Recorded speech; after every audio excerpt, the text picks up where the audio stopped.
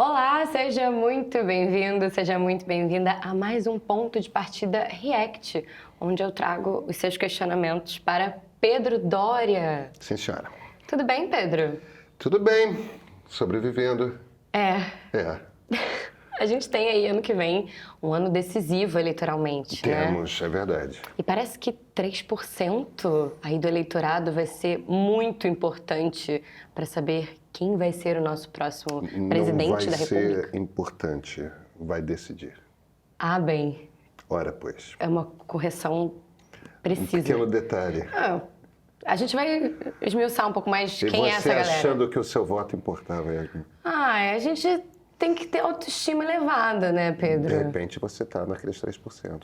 Olha só, será? É sempre uma possibilidade. A gente vamos investigar isso aí um pouco melhor. E, ao que parece, esse tema, após a mega operação no Rio de Janeiro, esse tema de como lidar com a segurança pública, como lidar com as facções, isso está deixando todo mundo muito aflito, principalmente agora com esse projeto da lei antifacção, que está aí trazendo essa questão do é terrorismo, não é terrorismo. A gente entrou nesse embate que talvez não devesse ser o principal. Isso. Mas a gente está falando disso e o fato é que você trouxe uma explicação diferente no último ponto de partida, aliás, no penúltimo, falando sobre o conceito de máfia. Isso. Você deixou o pessoal um pouco oriçado. Ah, foi? Pois é, a gente vai ter que falar sobre isso porque você que trouxe esse tema. A culpa é minha. Sempre é minha, Yasmin. Eu tô acostumado. Vamos lá. Vamos.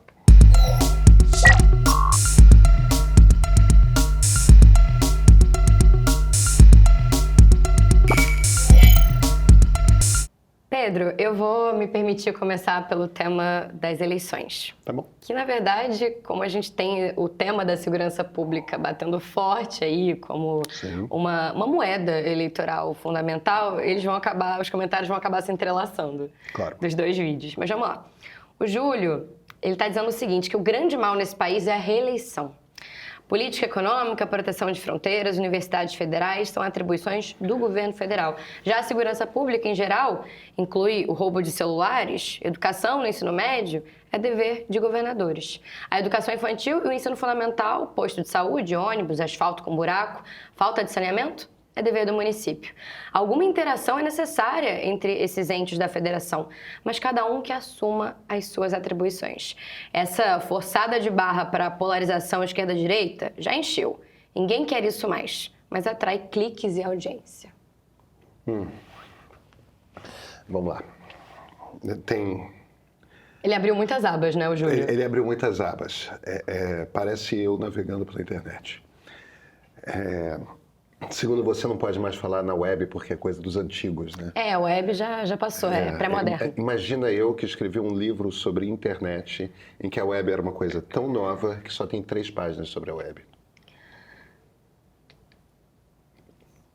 Ei, Pedro, Aí você fala que o web é coisa dos antigos. Olha só. Eu estou arrasado, Yasmin. Você é jovem há mais tempo.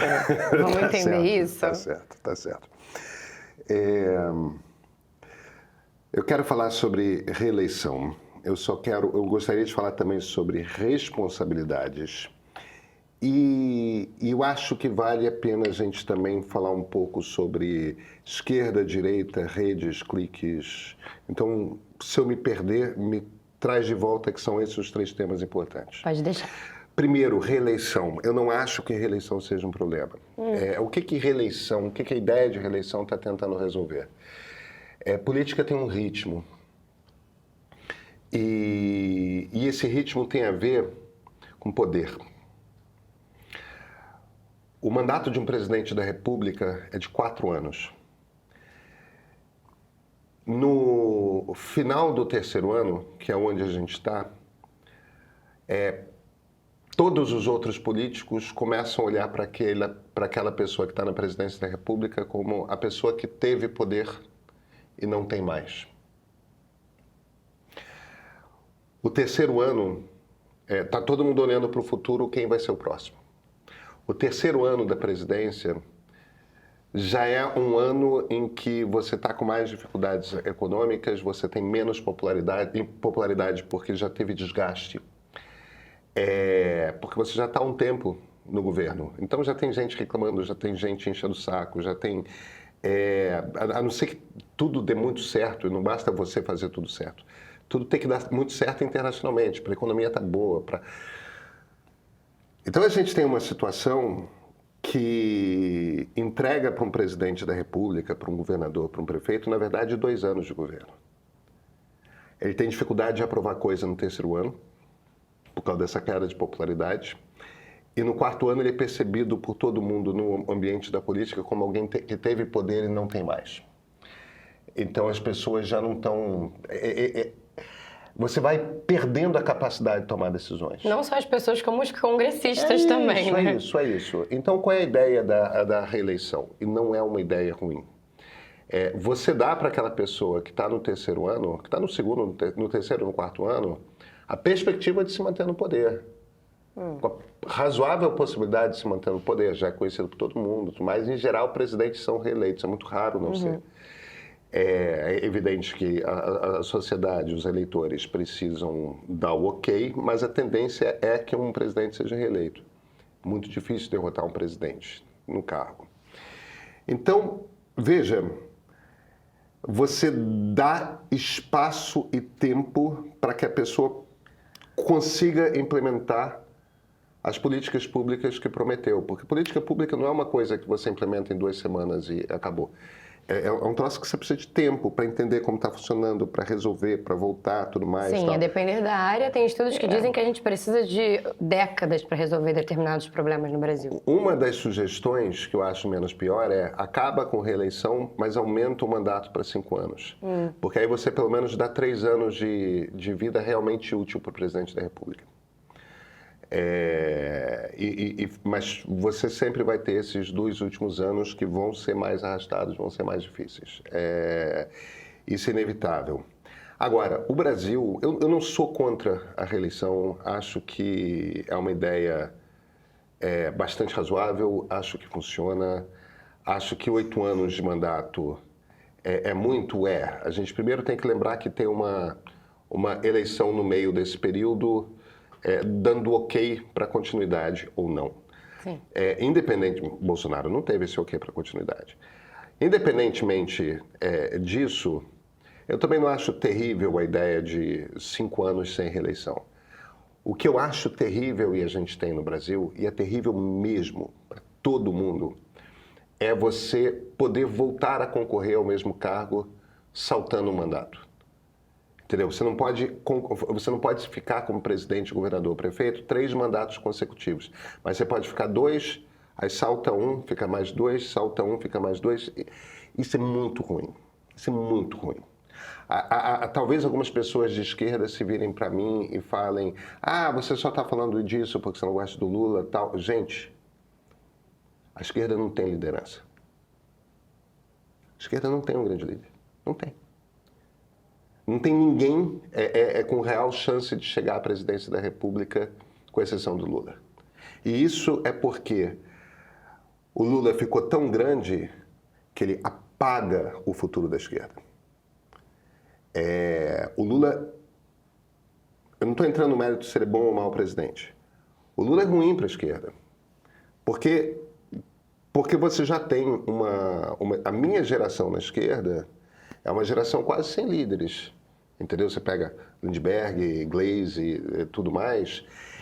Você tem parlamentares, você não tem uma explosão de líderes executivos e tudo mais. Você tem pessoas que têm muita dificuldade de se eleger, fora do Nordeste, tem muita dificuldade de se eleger para governo de Estado.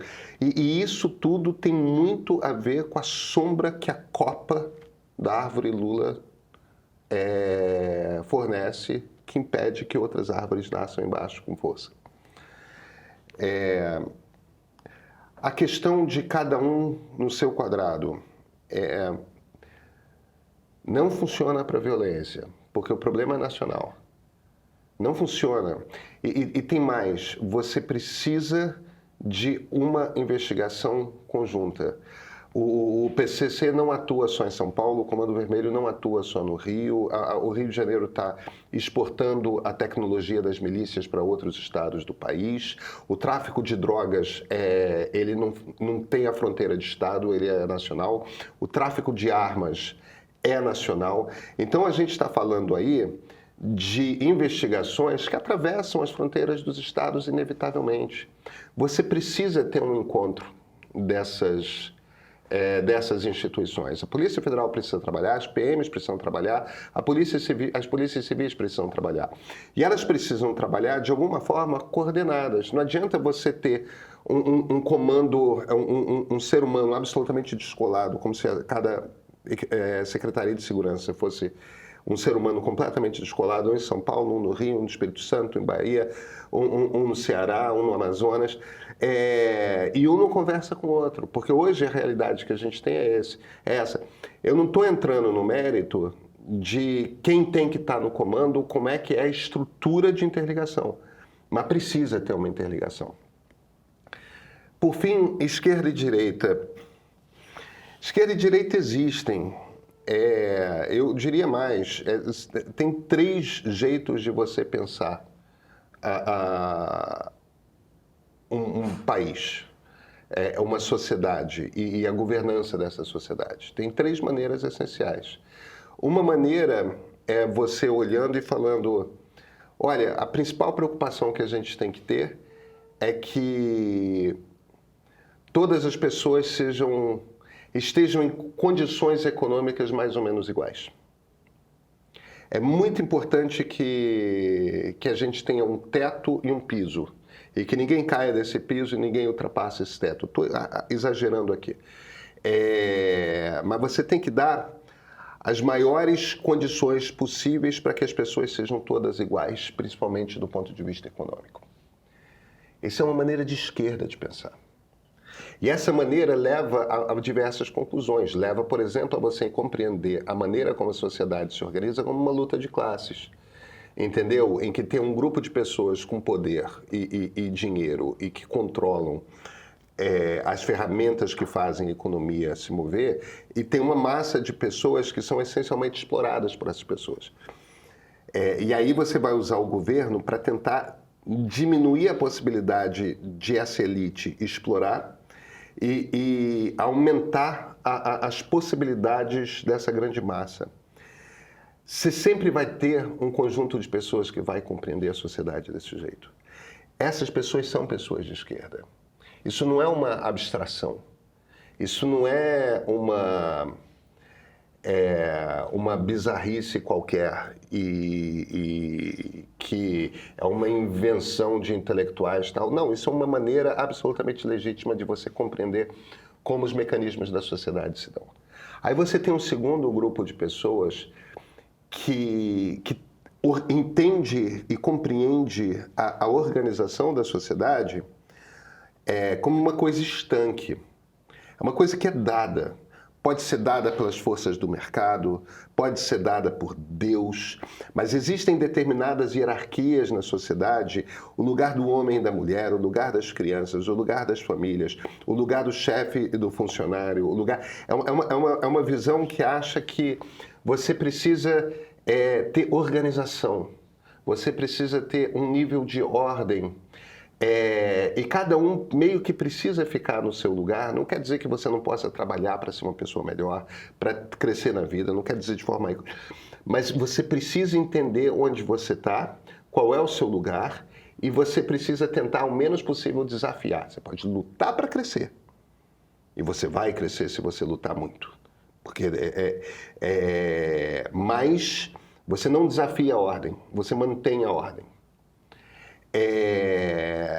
E se todo mundo respeitar essa ordem, que é uma ordem natural, porque a sociedade é assim, isso é dado, se todo mundo respeitar essas ordens e todo mundo respeitar a organização, cara, vai dar tudo certo. O problema é quando as pessoas se revoltam contra a ordem, que são os desordeiros. Essa, Yasmin, é uma cabeça conservadora. Sempre teremos pessoas conservadoras. E está tudo bem, porque é igualmente legítimo você olhar de uma forma conservadora para a sociedade. É importante que os conservadores compreendam que tem gente que vai olhar diferente, como, por exemplo, essas pessoas aqui que entendem a coisa como uma busca para igualar. Olha como é contrastante essa visão com outra visão. São muito contrastantes. E aí você tem um terceiro grupo de pessoas que vai se virar e falar que, olha, o importante é que cada pessoa seja respeitada no que ela é. A coisa mais importante é que cada pessoa seja respeitada no que ela é. Entendeu? Todo mundo vai ser tratado da mesma forma e vai ser tratado com as mesmas regras. Você tem que ter, a partir do momento que você trata todo mundo com as mesmas regras, e você dá iguais condições para que todo mundo cresça, isso não quer dizer igual as condições materiais, mas você vai dar educação, você vai dar saúde. Isso quer dizer que não importa se você é filho do pedreiro ou se você é filho do empresário, você tem chance de ser o seu melhor. Mas depende de você. Você tem chance de ser o seu melhor. Ninguém vai deixar que você passe fome, que você morra de uma doença terrível porque você não tinha dinheiro para pagar um hospital, tudo mais. Ninguém vai fazer isso. Agora, o seu esforço conta. As suas capacidades que você traz de berço e da educação que você teve e da sua genética, isso conta.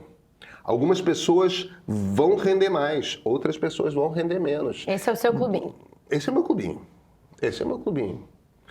E é uma maneira muito diferente também de ver da dos conservadores e da dos socialistas. Agora, qual que é o problema desses três aí quando rede social entra no jogo? Então, aí tem uma questão de rede social que é o seguinte: rede social não gosta de conversa. Rede social não gosta de calma. Porque rede social é um negócio. É um negócio que precisa que as pessoas fiquem voltando para o Instagram toda vez. Cada vez mais curvo, né? Vai voltar para o TikTok. Tem meme que diz que a gente está regredindo, assim, que é do Homo sapiens sapiens, a gente está voltando para aquele girino que a gente era. Tá vendo? A me faltar aqui a parte técnica, mas enfim. Mas é isso. O ponto é, o que a rede social quer é o conflito. Ela quer o conflito porque o conflito é o que traz as pessoas para ficarem vendo os vídeos o tempo todo, lendo os textos o tempo todo. A rede social quer o cancelamento, a rede social quer a briga. Então, ela vai te mostrar sempre a caricatura mais caricatural do outro lado e vai sempre mostrar os seus como heróis numa luta em glória contra os errados.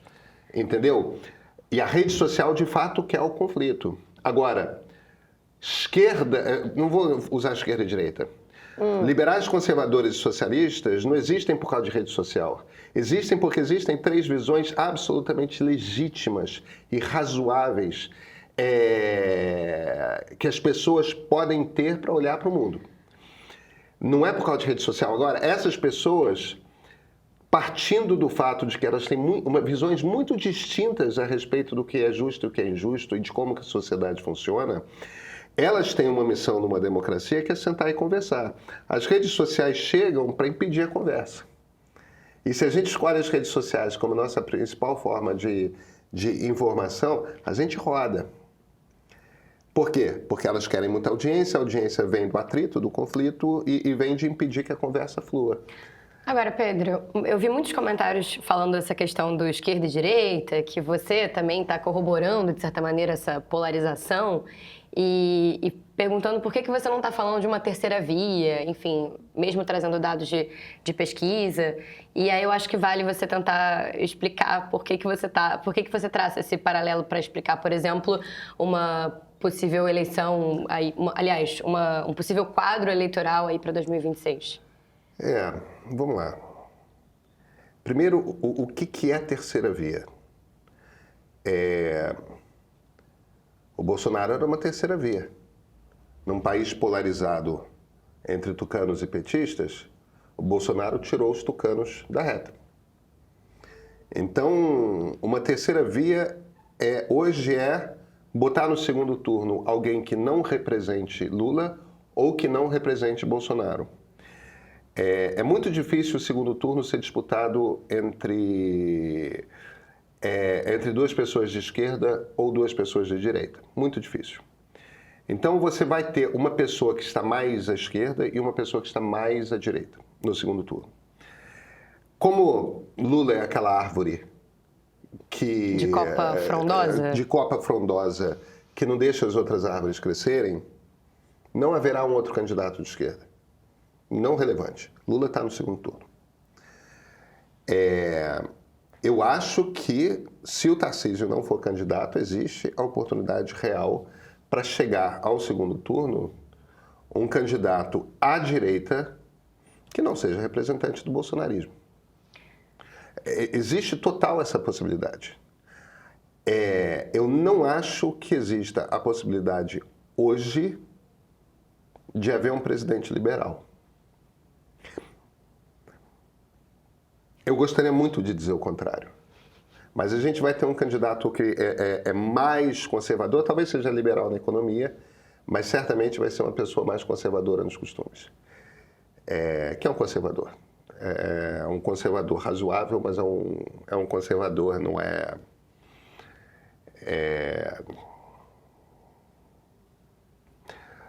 O Brasil e as democracias estão numa fase iliberal. Isso que é a crise da democracia, o questionamento do liberalismo.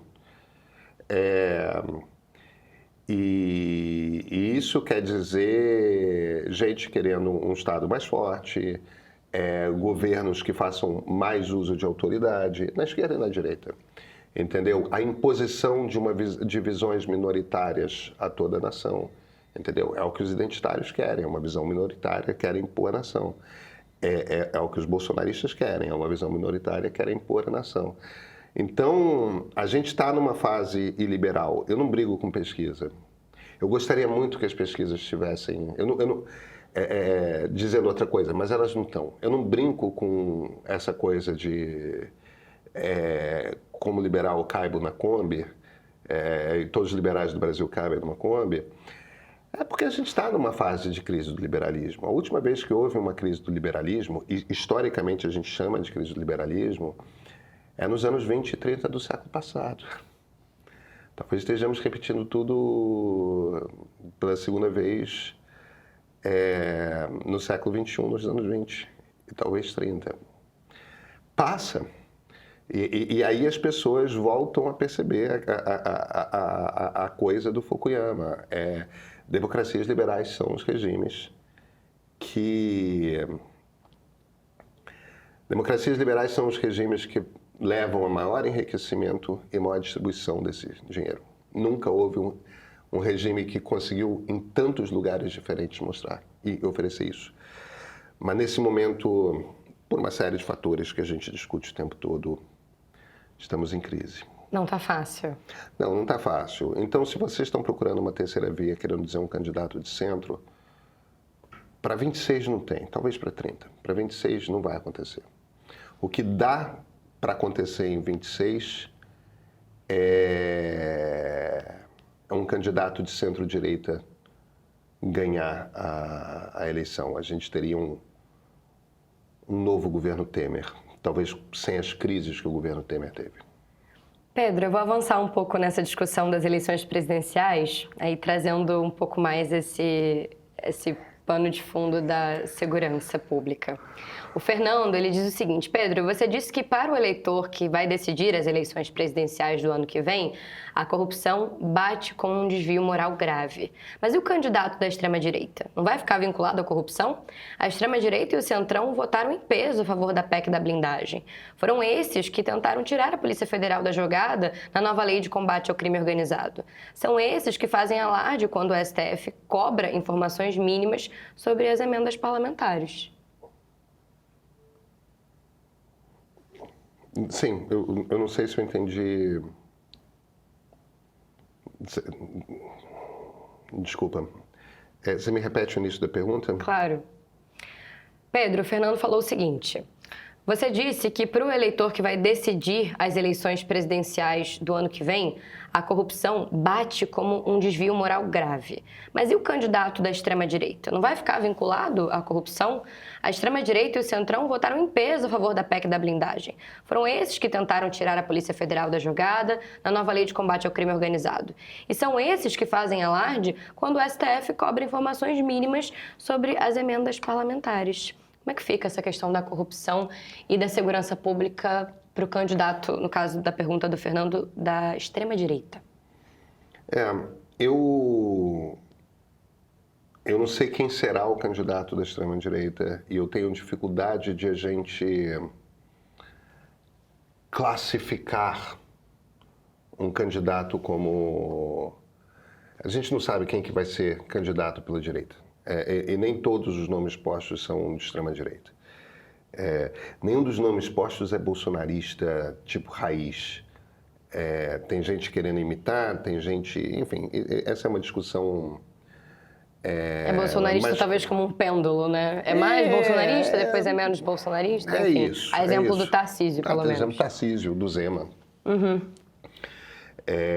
Mas... Eu acho que a pergunta do Fernando será que cola a questão da corrupção para a direita? O problema é essa questão. Durante muitos anos, quando eu me tornei adulto, todo mundo achava que a direita era corrupta. Entendeu? Se você falasse de corrupção, a gente falava de direita. Os grandes nomes que já tinham passado por condenações por corrupção, era gente como Paulo Salim Maluf em São Paulo.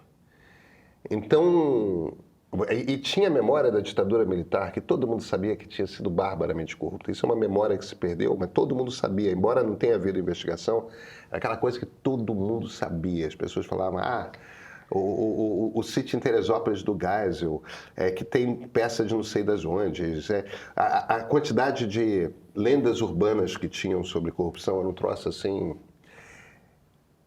E naquela época, o Brizola chamava o PT de UDN de macacão, porque a UDN tinha essa coisa de ficar acusando o governo Vargas. O Brizola era da origem do PTB do Vargas, porque o DN tinha essa coisa de ficar acusando primeiro o governo Vargas, depois o governo João Goulart de corrupto. Então, o discurso anticorrupção era muito forte no PT. O PT era a essência do discurso anticorrupção nos anos 90, nos anos 80 e nos anos 90. Muito, muito. E o problema é que o PT roubou muito no governo. Roubou barbaramente. Você acha que essa memória ainda está fresca, assim, para o brasileiro? Absoluta, absoluta.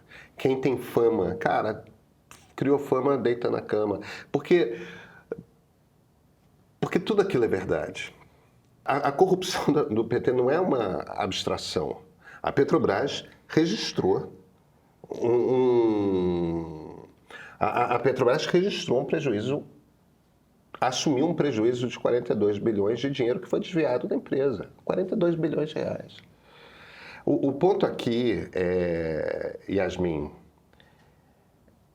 é que a esquerda precisa lidar com o fato de que ela conduziu um governo muito corrupto. Ela tem que prestar contas para o eleitor. As pessoas, às vezes, de esquerda ficam falando, ficam cobrando meia-culpa, meia-culpa. Não, veja, você não precisa, você não tem obrigação nenhuma de fazer meia-culpa. Agora, não ache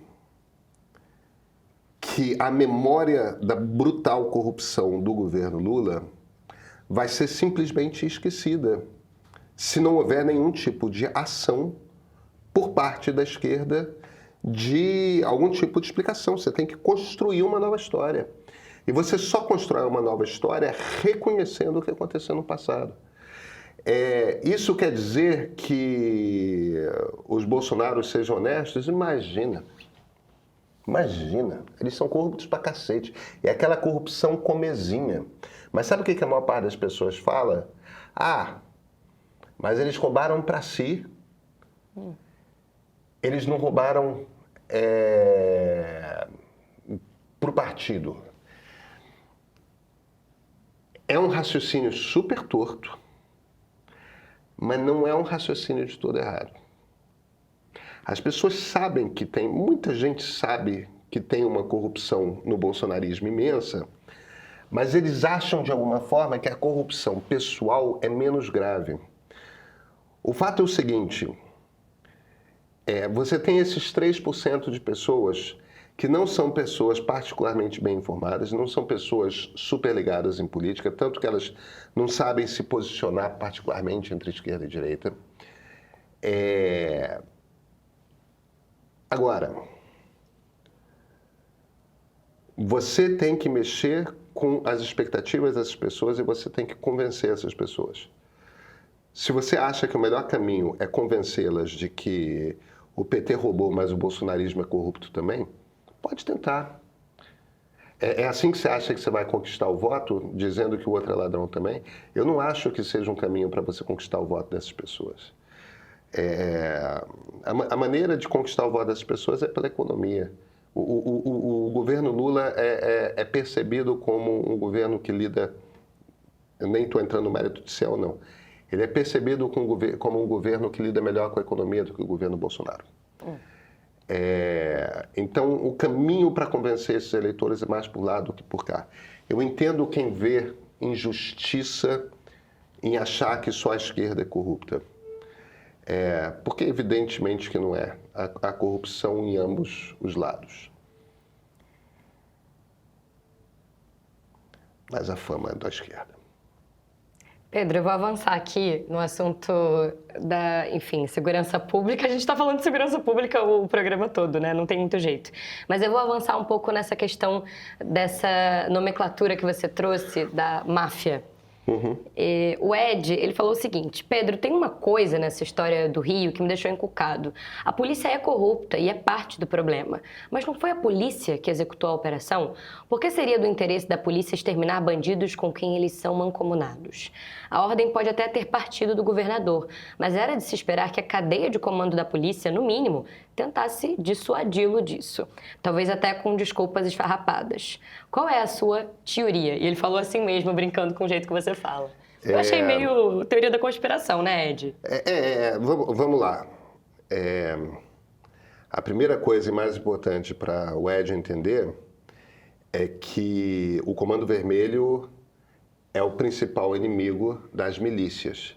As milícias são formadas por policiais corruptos, bombeiros corruptos, gente do exército corrupta, funcionários públicos. Pessoas que fazem parte das nossas instituições públicas. Então, eu não estou entrando no mérito de se haveria operação ou não haveria, mas não existe nenhuma contradição, porque eles foram lá contra os inimigos. O Comando Vermelho é o principal inimigo da polícia corrupta que concorre com o Comando Vermelho no comando de outras regiões da cidade.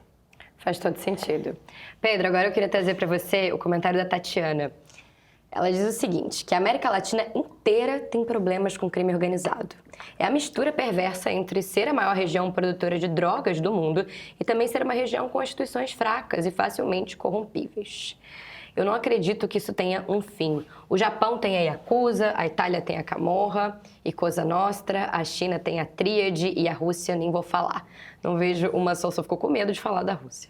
Não vejo uma solução, mas o problema pode ser contido. E a questão central, para mim, é muito clara.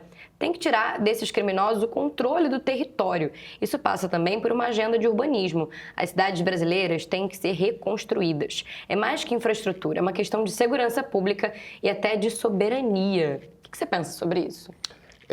A América Latina não é a maior produtora de drogas do mundo. A América Latina é a maior produtora de cocaína do mundo. A papoula, que é de onde vêm os opiáceos e, portanto, heroína, morfina, etc., o maior lugar de plantio de papoula é Afeganistão, Irã, Paquistão. E maconha é muito descentralizado. Hoje, provavelmente, os Estados Unidos já produzem mais maconha legal do que qualquer outro lugar do mundo, incluindo as plantações ilegais de maconha. Quer dizer, maconha é uma planta, né, que para você fazer um opiáceo, para você fazer ópio, heroína ou o que for, você precisa trabalhar quimicamente a seiva da papoula, da flor da papoula. Acho que é da flor. Não conheço do aspecto... Tudo bem, Pedro, não é o seu métier, tá tudo bem. Acho até bom. Pois é. E quando você fala de cocaína, novamente, não é a planta da coca, é todo um processo químico que se dá a partir da matéria-prima planta de coca. Maconha não, né? Maconha planta as sementes lá, vem aquela flor maravilhosa, são os camarões lindos, você já viu? Não. A flor de maconha? Procura na internet, é uma flor linda, linda. Aí, aquele troço ali, o haxixe tá ali, você pega a oleosidade que tem o haxixe tá ali, e a melhor maconha para ficar doidão é a do camarão, a da flor. Olha só. Tá vendo? E isso não é uma peculiaridade da América Latina. Você tem maconha na África, você tem maconha legal na Europa, você tem maconha legal nos Estados Unidos, no Canadá, aqui no Uruguai, nosso vizinho, e você tem maconha ilegal no Brasil, no Paraguai e tal. Nós somos o maior produtor de cocaína, nós não somos o maior produtor de drogas. Cada droga tem seu nicho geográfico. Isso posto, cara... Claro, o problema não é o tráfico de drogas. O tráfico de drogas hoje é um negócio menor para esses grupos criminosos. Eles fazem muito mais dinheiro explorando o território, achacando o dono de birosca, de quem pilota van, revendendo luz, revendendo gás, revendendo net. Entendeu? O negócio é esse. Então, essa questão urbanística, como a Tatiana está propondo, é fundamental. Ela tem toda a razão. Eu só não diria que as cidades têm que ser reconstruídas, elas têm que ser reorganizadas. A gente precisa reconstruir. Perfeito. Pedro, eu vou trazer aqui o comentário do Dani, para a gente tocar nesse tema do terrorismo, máfia, como que deveria enquadrar, como que a gente deveria enquadrar, se é que essa é a discussão que a gente deveria estar tendo, né? Mas, enfim... O Dani, ele fala o seguinte: você se contradiz, diz que não são grupos porque o objetivo é econômico, grupos terroristas. Mas, em seguida, diz que eles ocupam o lugar do Estado, controlam territórios, cobram taxas, vendem segurança, se infiltram nas assembleias legislativas e câmaras de vereadores. Se isso não é uma finalidade política, então não sei mais o que é. É terrorismo, sim. Não é. Máfia faz isso. O objetivo político é o objetivo político para um grupo. É isso que quer dizer. Ou seja, você pega, por exemplo, um grupo terrorista cujo objetivo político é religioso, o Hamas. O que o Hamas quer? O Hamas quer que não haja judeus naquela região do Levante meridional. Ele quer a expulsão dos judeus de lá e a instauração da Sharia, que é a lei islâmica. Ele quer uma substituição da ordem legal, tá certo? O que o IRA, que é um grupo nacionalista, queria nos anos 70 e 80, a Irish Republican Army, né? O exército republicano irlandês. Ele queria a expulsão da ilha da Irlanda do Reino Unido e a instauração de uma grande Irlanda independente e republicana. Quer dizer, o objetivo é político, é a expulsão o reordenamento do Estado em cima de uma nova Constituição e tudo mais. A gente tem terrorismo nacionalista, a gente tem terrorismo religioso, a gente tem terrorismo étnico, quando os grupos querem expulsão de outras etnias de uma determinada região. Claro, a coisa étnica se mistura um pouco com o nacionalismo, mas no fim das contas, quando a gente fala de um grupo terrorista, o que um grupo terrorista quer é uma nova ordem política. Essa turma, eles não querem uma nova ordem política. Eles querem corromper a ordem política que existe para que ela permita e facilite a sua existência paralegal. Entendeu? Então, eu acho bonitinho até as pessoas quererem essa palavra terrorismo e tudo mais, é só que tá errado. E estar errado quer dizer que você vai ter o diagnóstico errado.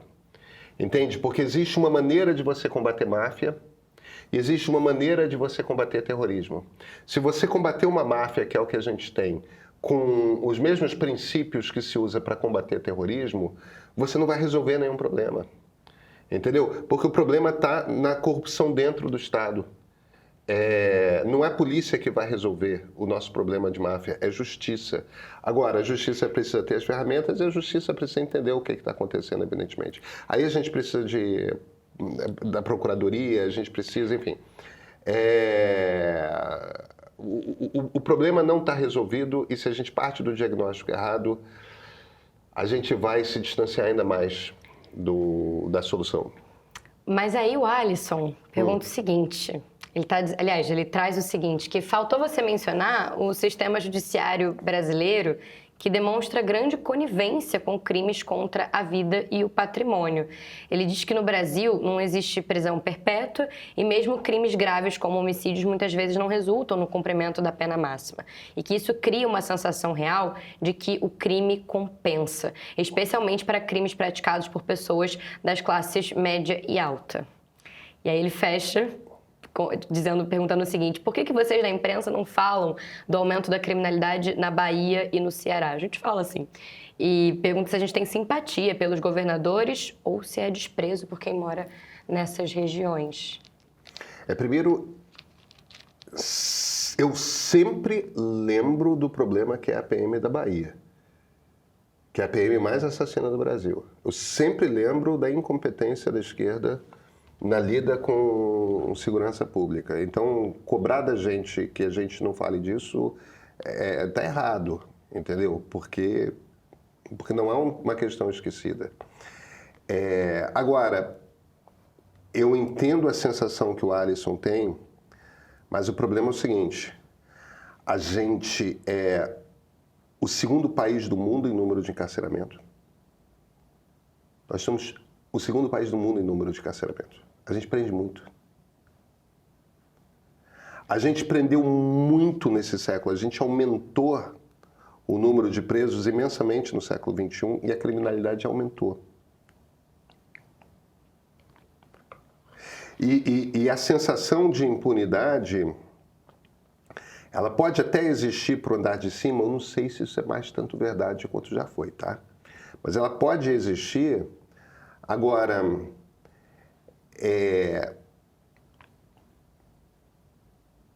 a gente tem problemas como, se você pega, por exemplo, o Comando Vermelho, toda a alta liderança do Comando Vermelho está presa. E eles continuam mandando de dentro da prisão. A gente tem problemas práticos mesmo. A gente tem uma estrutura de Estado que não tem nada a ver. Prisão, quem cuida é ou a União ou os Estados, não é o sistema de justiça. Por que tem celular com esses caras? As pessoas têm um pouco a impressão de que, se a gente punisse com mais severidade, ia resolver.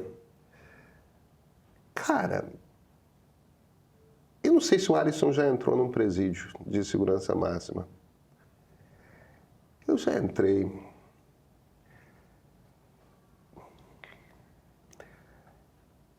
Achar que aquelas pessoas não estão sendo punidas, vivendo nas condições que elas vivem, aquilo é um horror, Yasmin. Aquilo é um horror. Aquilo é uma coisa assim do tipo...